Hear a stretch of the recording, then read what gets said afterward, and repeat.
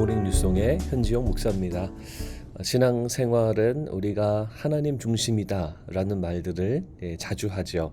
나 중심이 아니고 하나님 중심으로 우리가 사는 것이 바로 신앙생활이다 라고 말합니다. 이 말을 하면 나 중심이 아닌 것, 즉 나의 환경 중심도 아니고 또는 내 관심사 중심도 아니다 라고도 우리가 그렇게 말할 수가 있습니다. 그러니까 내가 원하는 것, 내가 좋아하는 것 중심이 아니라 하나님 중심이라는 거죠. 그리고 하나님 중심이라고 하는 말은 우리가 상투적으로 이런 표현을 쓴다라고 생각할 수 있는데요. 조금 구체적으로는 결국 말씀 중심이다라는 거예요. 하나님이 하시는 그 말씀 중심대로 사는 것, 이것이 신앙생활이다라는 겁니다. 자, 오늘의 이야기에서 바울은 어떤 생각을 갖고 있었는지 우리가 알 수 있는데, 본인 스스로가 이방인들에게 전도하는 것보다도 유대인들에게 전도하는 것이 더 잘할 수 있다라고 생각한 것 같아요. 본인 스스로가 더 특화되었다라고 생각한 것 같습니다.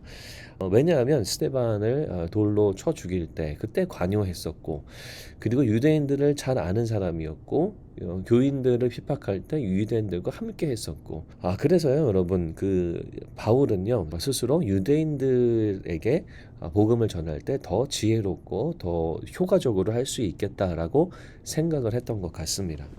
이방인에게 복음을 전하게 되면 본인의 경력이나 아니면 본인의 명성, 그동안 쌓아왔던 것, 이런 것과는 전혀 무관한 사람들에게 이 복음을 전하기 때문에 내게 있었던 이것을 하나님이 사용하시지 않을까, 이게 내가 더 잘할 수 있지 않을까라고 생각했던 것 같아요.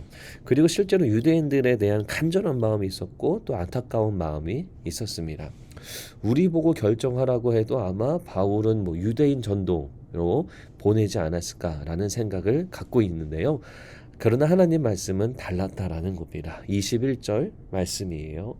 나더러 또 이르시되 떠나가라, 내가 너를 멀리 이방인에게로 보내리라 하셨느니라. 하나님의 생각과 하나님의 말씀은 우리의 생각과 기대와 소원함하고 다를 때가 있습니다. 물론 같을 때도 있어요. 그런데 다를 때도 있어요. 이해가 안 될 때도 있습니다. 왜 이렇게 말씀하시나? 왜 나를 보내시나? 왜 나에게 이러한 일을 시키시나? 이해가 되지 않을 때가 있습니다. 그런데 여러분, 하나님이 더 지혜로우시잖아요. 그리고 하나님이 더 우리보다 크신 존재잖아요. 그리고 하나님이 우리보다 더 많이 생각하시고 더 멀리 내다보시는 하나님이시잖아요. 그래서 하나님 말씀을 따라서 우리가 살아야 되는 줄로 믿습니다.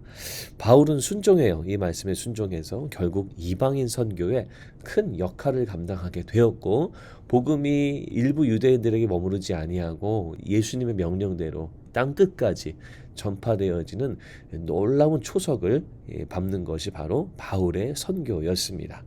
하나님의 부르심에 우리가 순종하는 삶을 살아야 될 줄로 믿습니다. 우리의 명성이나 우리의 경력 혹은 우리의 경험, 아니면 내가 가지고 있는 지혜, 아니면 나의 선호도, 오히려 이런 것들이 사용되지 않는 곳에 하나님이 보내시고 도전 주시고 부담을 주실 때가 있다는 거예요. 그러면 우리가 어떻게 해야겠습니까? 우리 신앙생활은 하나님 중심이죠. 하나님 중심이란 말은 결국 말씀 중심이라는 거죠. 말씀에 따라서 순종하는 우리가 되었으면 좋겠습니다. 오늘 원포인트 말씀은 이거예요. 말씀에 따라서 순종하는 내가 되자. 바울이 하나님 말씀에만 순종하면서 놀라운 하나님의 역사와 사역을 이루어간 것처럼 우리도 말씀에만 따라서 순종함으로 하나님의 일을 이루어드리는 그런 우리가 되기를 바랍니다. 우리 스스로의 관심사, 환경, 조건이 중심이 아니라 오직 말씀 중심의 삶을 사시는 그런 수요일 되시기를 주님의 이름으로 축복합니다. 기도하겠습니다. 하나님, 우리 사랑하는 모든 성도님들이 하나님의 말씀 중심으로 살게 하시고 또 순종할 수 있는 믿음의 용기 또한 허락하여 주시옵소서. 예수님 이름으로 기도합니다. 아멘.